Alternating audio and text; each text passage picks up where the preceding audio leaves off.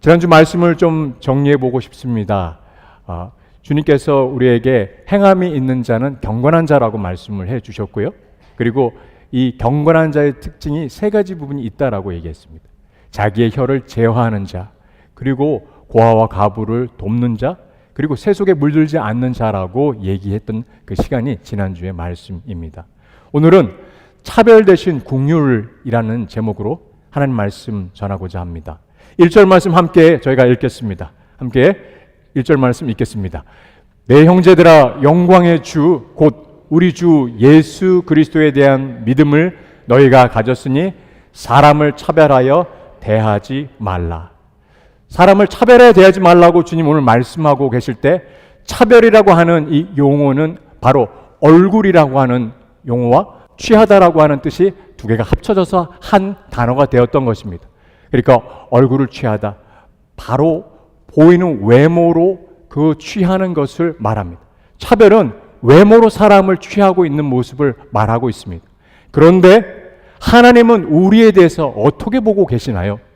바로 갈라디아서 2장 6절에 하나님은 사람을 외모로 취하지 않는다라고 말씀하고 계십니다. 여러분, 차별은 외모로 취하는 것임에 불구하고 이 취하는 그 차별을 한다는 하는 것은 얼굴을 보면서 사람을 가리는 것입니다.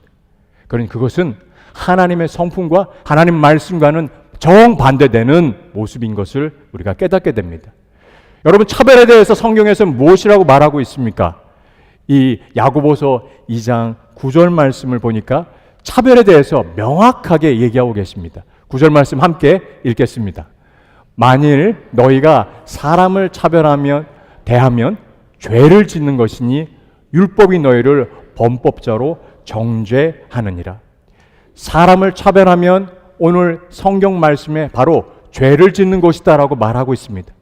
여러분, 하나님은 유대인이든 그리고 헬라인이든 사람을 외모로 취하지 않으시는 분이신 것을 우리가 알게 됩니다. 여러분, 이렇게 이 말씀을 보면서 오늘 야고보서의 이 편지를 받아보고 있는 공동체에 이 가만히 보니까 차별의 문제가 있던 것을 보게 됩니다.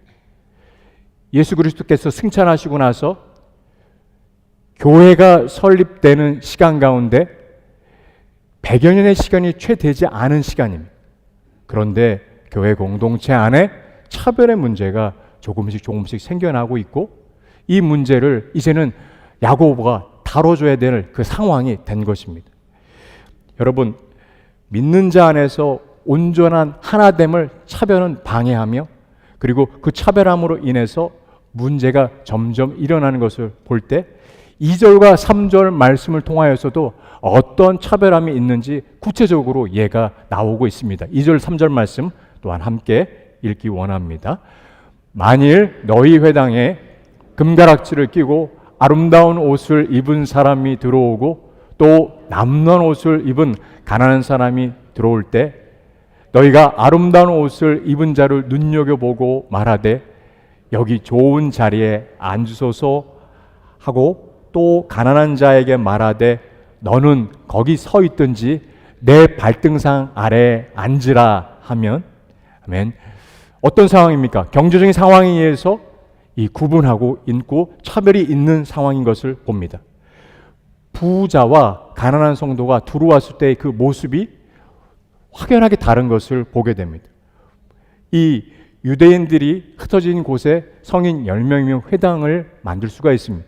그 회당에는 초대 교회에서 예배도 드리고 만남도 갖고 교제도 하며 성경 공부를 하는 장소로도 사용됐던 것을 보게 됩니다.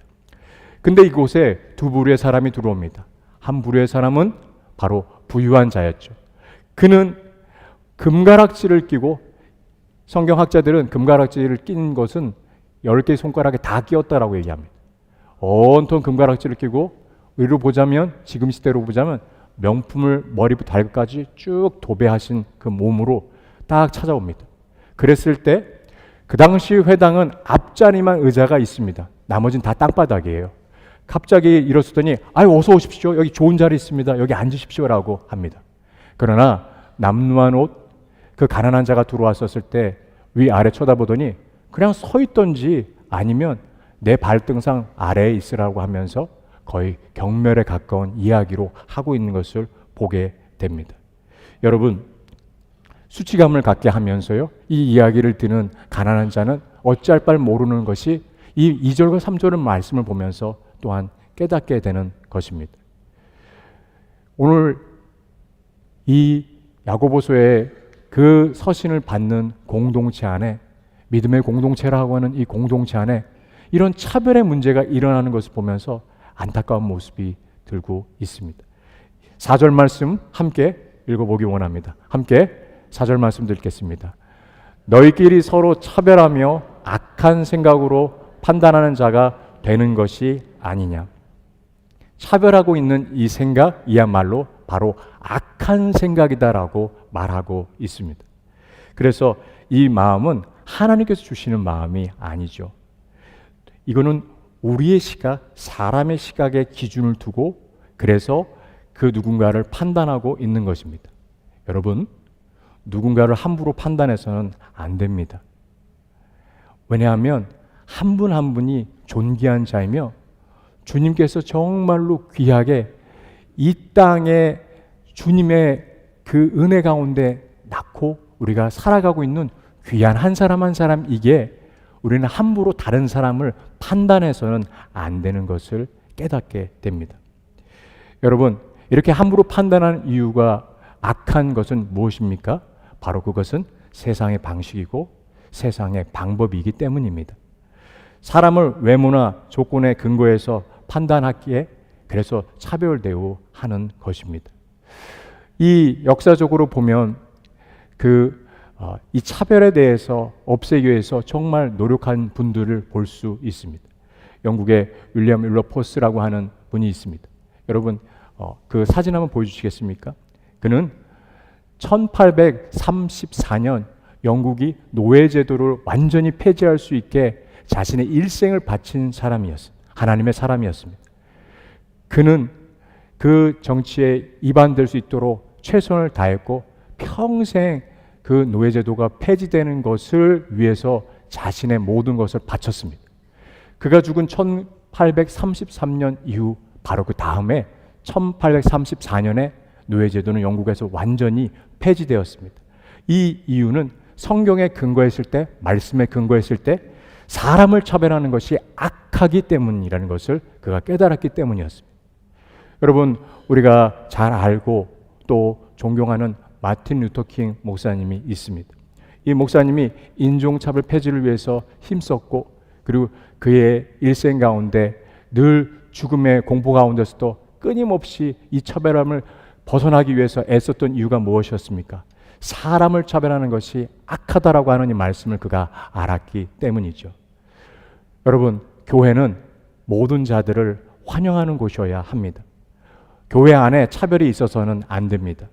우리는 모든 분들을 기쁨으로 맞이하며 환대하는 장소요, 귀한 공동체가 되기를 소망합니다. 아멘. 그래서 하나님 안에서 부유한 자도 하나님 안에서 가난한 자도 다 함께 존귀한 자로 환영받을 곳이 바로 교회 공동체입니다. 한 영혼 한 영혼이 존귀한 자이며 여기에서 말하는 것 바로 우리 눈에 보이는 대로 함부로 판단받지 않는 존재가 우리 한 사람 한 사람이며 여기 모인 모든 분들이라는 것을 우리는 꼭 기억해야 됩니다. 그래서 5절 말씀을 다시 한번 저희가 읽어보기 원합니다. 함께 5절 말씀 읽겠습니다. 내 사랑하는 형제들아 들을지어다. 하나님이 세상에서 가난한 자를 택하사 믿음에 부유하게 하시고 또 자기를 사랑하는 자들에게 약속하신 하나 나라를 상속으로 받게 하지 아니하셨느냐? 교회는 하나님의 부르심을 받은 하나님의 다스림을 받는 공동체입니다. 교회의 주인은 그래서 사람이 아니라 하나님입니다. 하나님이 사람을 대하는 방식, 하나님이 사람을 보시는 그 눈길로 사람을 대하고 사람을 보아야 합니다. 하나님께서는 가난한 자들을 택하셨고 그리고 부유한 자들을 택하셨습니다. 오늘 2장 5절 말씀에 보니까 하나님께서는 특별히 가난한 자들을 선택했다라고 이야기를 하고 있습니다. 여러분, 왜 그렇습니까? 바로 가난한 자들에게는 더 많은 하나님의 은혜가 필요한 자들이기 때문에 그렇습니다. 하나님의 특별한 은혜, 하나님의 도우심이 없이는 이 세상을 살아갈 수 없는 자들이기에 가난한 자들은 더 주님의 사랑이 필요한 것을 보게 됩니다. 그래서 그들에 대해서 선택하셨다라고 5절 말씀에 특별하게 얘기하고 계신 것입니다. 하나님께서는 그의 사랑하는 자들에게 자신의 나라를 상속해 주시겠다고 또한 약속하고 계십니다. 이는 빈부를 막론하고 구원받을 모든 자들이 누리게 되는 하나님의 축복입니다. 여러분, 이 땅에서의 삶이 전부는 아닙니다. 우리가 하루하루 살아가면서 최선을 다하지만 이 땅에서의 받고 있고 우리가 알고 있고 누리고 있는 것이 전부인 것처럼 우리는 주의 말씀을 놓칠 때가 있습니다. 그것이 전부가 아니라 주님이 우리한테 약속하신 최종적인 가장 큰 선물은 영생의 축복인 것을 우리가 기억해야 될 것입니다. 하나님 앞에 이 영생에 대한 축복을 또한 우리 모두에게 주신다라고 말씀하시며 우리는 그것을 상속받을 상속자라고 오늘 우리에게 이야기해주고 계신 것이죠.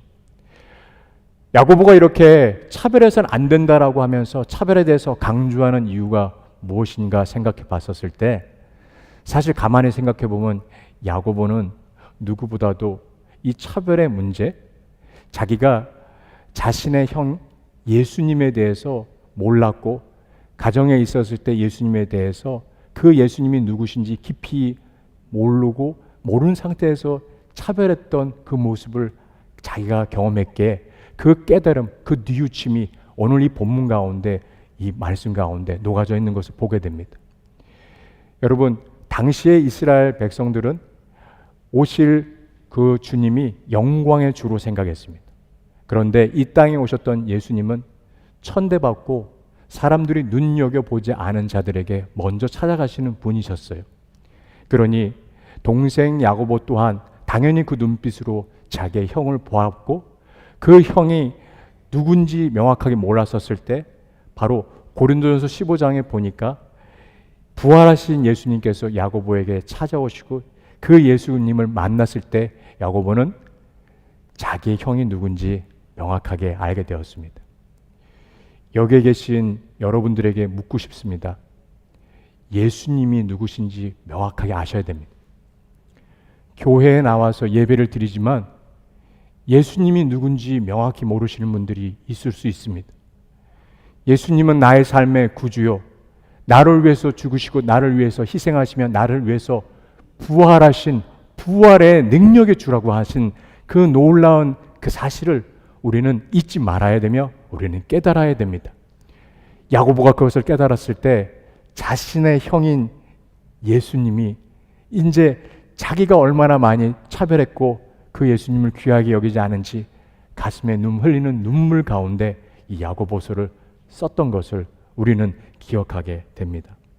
여러분, 우리가 차별하지 않아야 될 이유는 또 있습니다. 1절 말씀을 함께 읽어보기 원합니다. 함께 1절 말씀 읽겠습니다. 내 형제들아, 영광의 주 곧 우리 주 예수 그리스도에 대한 믿음을 너희가 가졌으니 사람을 차별하여 대하지 말라. 여러분, 이렇게 차별하지 않아야 될 이유는 바로 우리의 믿음 때문입니다. 우리가 누구를 믿는 것이죠? 십자가에 달리신 예수 그리스도를 믿는 것입니다. 십자가에 달리신 예수님은 우리가 부유한 자를 구원하시기 위해서만 십자가에 매달리신 것이 아니라 가난한 자를 위해서만 십자가에 매달리신 것이 아니라 우리 모두를 차별하지 않으시고 우리 모두를 사랑하시기에 그분은 십자가에 매달려서 돌아가셨고 그분을 우리의 삶의 주인으로 믿는다면 우리 또한 이제는 차별의 자리로 나가서는 안 된다라고 하는 것을 우리는 이 말씀을 통하여서 보게 되는 것입니다. 여러분, 로마서 10장 12절 말씀에는 유대인이나 헬라인이나 차별이 없다라고 말씀하고 계십니다. 당시에 그리고 오랫동안 유대인들은 이 이방인들에게는 헬라인들에게는 구원이 없다라고 생각했어요. 그러나 예수 그리스도께서 십자가에 오신 이후에 예수님을 믿는 자들은 누구든지 구원을 받을 수 있고 이제는 함께 차별이 아니라 다 함께 예수 그리스도를 맞음으로 한 가족이 될 수 있는 은혜를 경험하게 된 것입니다. 그래서 저와 여러분들이 이 자리에 있을 수 있게 된 것입니다. 뭐 때문입니까? 예수 십자가의 능력으로 인해서 오늘 이 자리 가운데 우리가 있던 것을 보게 됩니다. 여러분, 그런데 2000년이 지난 우리 이 시대, 21세기 살고 있는 이 시대에 이 미국과 한국 땅에 그리고 전 세계에 차별이 있습니까? 없습니까? 여전히 차별은 존재하고 있습니다. 2000년 전에 야고보서에 나오는 교회 공동체에 있는 이 아픔과 어리석음과 정말 주님이 안타까워하는 모습이 지금 이 시대에도 흐르고 있는 것을 보게 됩니다. 우리가 주님 앞에 주님의 사람으로서 한 걸음 한 걸음 나아가면서 이 자리까지 왔습니다만 우리 어린 시절을 생각해 보면 사실 이 용어가 낯선 분도 계시지만 이 용어에 되게 큰 아픔을 경험하신 분도 있을지 모르겠습니다. 한국 땅에서는 남아선호 사상이 있었습니다. 그래서 여성으로 태어나면 차별을 받아야 되는 차별의 눈길을 경험하는 그 시간도 있었습니다. 그리고 우리가 이 미국 땅에 와서 소수자로 살아가면서 잘 극복하고 지내고는 있지만 보이지 않는 차별을 경험할 때도 있습니다. 그런데 너무 안타까운 것은 이민자로 살아간 한국에 온 외국인들도 또한 한국인들에 의해서 차별을 받고 있다고 하는 소리를 들으면서 얼마나 가슴이 아픈지 모르겠습니다. 여전히 이 차별은 존재하고 있고 우리에게 차별하지 말라고 하는 이 말씀은 우리가 한쪽 귀로 듣고 한쪽 귀로 흘려보내야 될 얘기가 아니라 반드시 기억해야 될 말씀인 것을 보게 됩니다. 우리가 이 땅을 살아가면서 다른 인종과 함께 일을 하고 또 만나고 또 교제를 나누며 또 여러 가지 사업 파트너로서도 만나기도 합니다. 때로는 그들 때문에 고통을 당하기도 하고 그리고 우리 또한 그 의도는 아니지만 또 우리에게 줬던 고통만큼 누군가에게 어려움을 줄 수도 있다라고 저는 생각합니다. 여러분, 우리가 차별을 받았는데 우리 때에서 끊어야 될 이유가 있습니다. 그것은 주님이 우리를 위해서 십자가에서 희생하셨고 더 이상 차별하지 않기를 바라시는 주님의 사랑이 우리가 경험했기에 우리는 더 이상 그 차별의 자리로 나가지 말아야 하는 것을 보게 됩니다. 한 목사님께서 이 예화를 얘기해 주셨는데 참 저에게 공감이 되었습니다. 감리교단의 창시자인 영국의 존 웨슬리 목사님이 어느 날 꿈을 꾸었습니다. 그런데 꿈에서 천사가 자기를 천국으로 데려갔어요. 그래서 그가 물어봤습니다. 존 웨슬리 목사님이 물어봤습니다. 여기에 장로교인이 얼마나 있습니까? 천사가 얘기했습니다. 천사가 답변이 이렇게 얘기했죠. 없습니다. 그럼 혹시 여기 침례교회는 몇 명이나 있습니까? 없습니다. 조심스럽게 자기가 창시했던 감리교회는 그럼 몇 명이 있는지 물어봤습니다. 감리교회는 몇 명이나 있습니까? 없습니다. 이 자리에는 그리스도인만이 들어올 수 있습니다. 성도는 어떤 자들입니까? 바로 주님의 부르심을 받은 자들이라는 것을 우리가 기억하며 그 이야기는 차별이 없다고 하는 것을 전제한다는 것을 우리는 깨달아야 할 것입니다. 교회가 그리고 우리가 사람을 차별하지 말아야 될 이유는 예수님이 가르쳐 주신 최고 계명과 연결되어 있습니다. 차별은 그 계명에 대해서 반하고 있는 범죄 행위입니다. 야고보서 2장 8절 말씀에 함께 이 8절 말씀을 큰 목소리로 함께 읽기 원합니다. 너희가 만일 성경에 기록된 대로 내 이웃 사랑하기를 내 몸과 같이 하라 하신 최고의 법을 지키면 잘하는 것이거니와. 여러분, 이 최고의 법이란 바실리코스 노모스라고 하는 바로 왕적인 법을 말하고 있습니다. 이것이 무엇입니까? 우리로 보자면 이 시대에 헌법을 얘기하고 있습니다. 헌법은 가장 최상의 법이며 그 나머지 법은 헌법 아래에 있습니다. 그러니까 우리에게 주신 가장 최상위의 법이 바로 내 이웃을 내 몸과 같이 사랑하라고 하셨던 이 계명입니다. 주님은 우리에게 두 가지 계명을 주셨습니다. 마태복음 22장 말씀에 우리에게 이 두 가지 계명을 주신 것을 볼 수 있는데요. 이 계명을 한번 한 목소리로 저희가 34절부터 40절까지 한번 한 목소리로 크게 한번 읽어보기 원합니다. 예수께서 사두개인으로 대답할 수 없게 하셨다 함을 바리새인들이 듣고 모였는데 그 중에 한 율법사가 예수를 시험하여 묻되 선생님, 율법 중에서 어느 계명이 크니까? 예수께서 이르시되 내 마음을 다하고 목숨을 다하고 뜻을 다하여 주 너의 하나님을 사랑하라 하셨으니 이것이 크고 첫째 되는 계명이요 둘째도 그와 같으니 내 이웃을 내 자신같이 사랑하라 하셨으니. 여러분, 율법사는 바리새인 중에 한 사람입니다.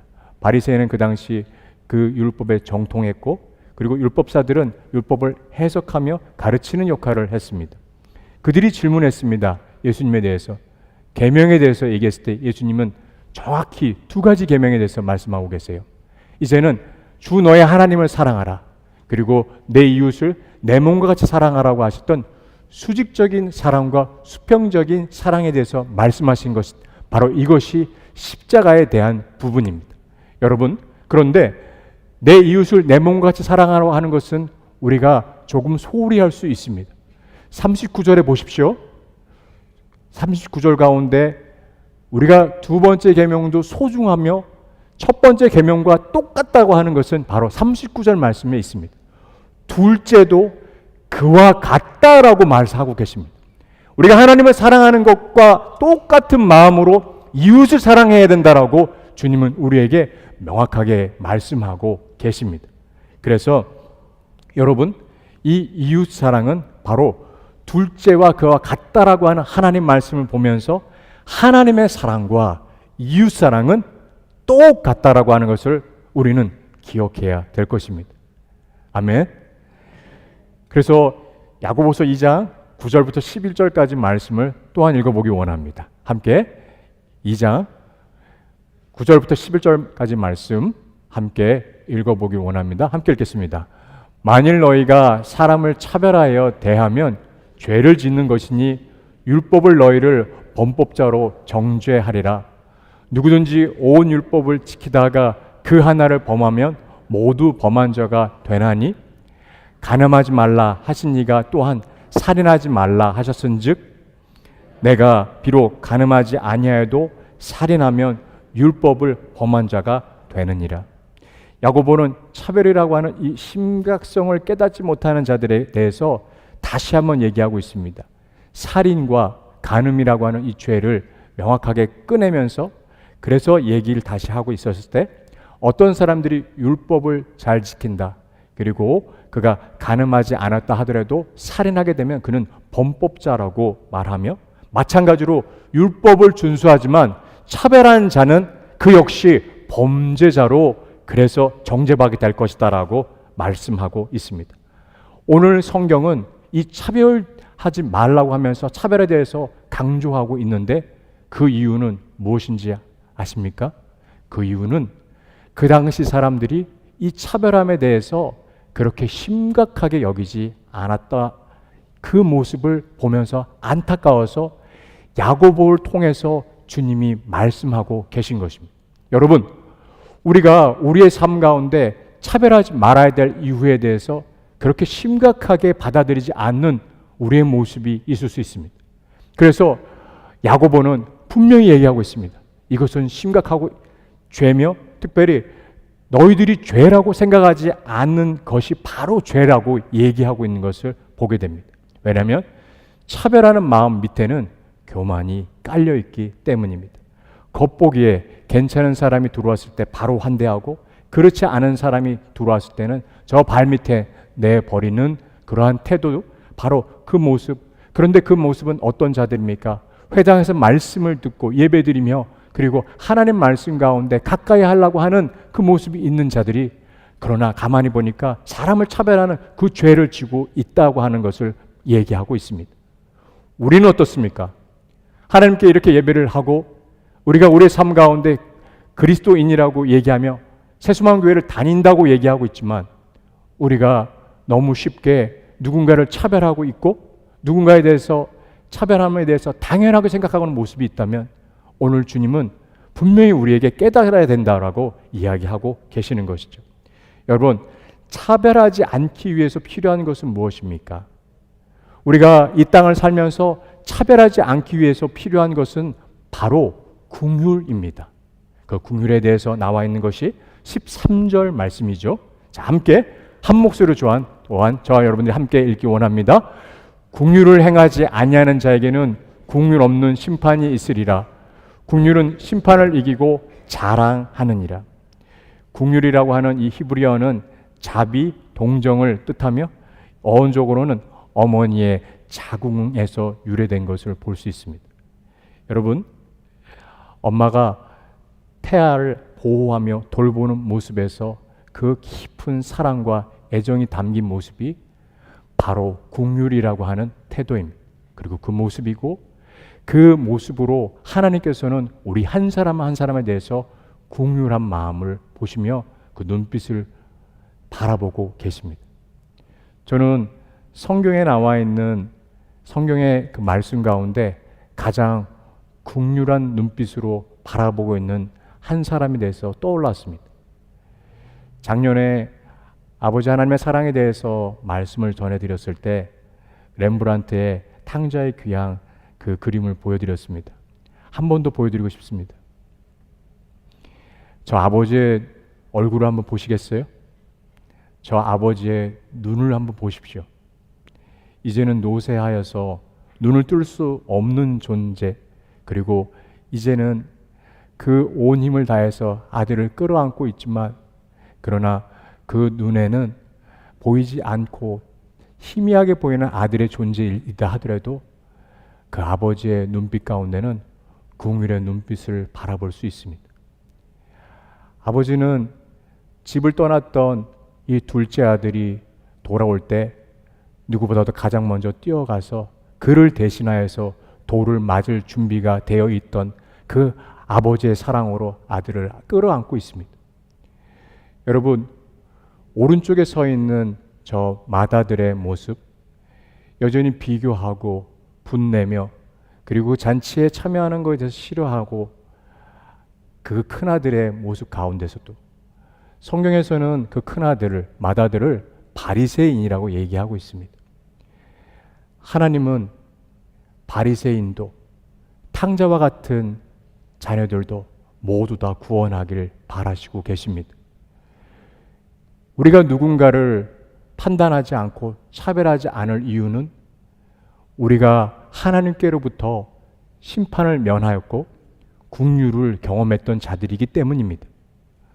오늘 이 자리 가운데 이 땅에서 우리가 누군가로부터 차별을 받아서 그 차별의 아픔을 가슴 가운데 새기고 있고 언젠가 그 칼을 꺼내 들어서 다시 내가 이 칼을 휘두르리라고 생각하시는 분이 계시다면 그 칼을 내려놓으시기 바랍니다. 주님은 우리에게 먼저 다가오시며 실은 우리는 어떤 자들입니까? 심판받아서 이 자리에 나올 수 있는 자는 한 사람도 없을 때 예수 그리스도의 그 십자가에 우리를 향한 긍휼의 사건으로 인해서 우리는 이 자리에 나올 수 있는 자들입니다. 어떤 자도 차별받지 않고 주님의 자리로 나올 수 있는 것은 먼저 하나님께서 우리를 긍휼하게 보셨기 때문입니다. 오늘 저 아버지의 눈빛으로 주님은 우리 한 사람 한 사람을 보고 계십니다. 그래서 우리 모두에 대해서 존귀하게 여기시며 그리고 우리 새수망 교회에 대해서 말씀하고 계십니다. 남녀노소 그리고 부하고 가난하고 상관없이 모든 사람들을 사랑하시는 주님, 인종을 떠나서 그 모두를 사랑하시며 차별하지 않으시는 그 주님, 그 주님의 마음을 배울 수 있는 것은 긍휼함에 있습니다. 그 주님의 긍휼함을 이번 한 주간 꼭 우리가 기억하며 그래서 사람들을 차별하기보다는 더 먼저 손을 내밀며 그리고 한 분 한 분을 사랑의 자리로 가 먼저 그분을 안아주며 그리고 그 사랑의 자리에서 우리 모두가 하나가 될 수 있는 공동체, 그 공동체가 산호세 새소만교회가 되기를 예수님의 이름으로 축원합니다. 그 일을 행할 우리 모두가 되기를 주님의 이름으로 축원합니다.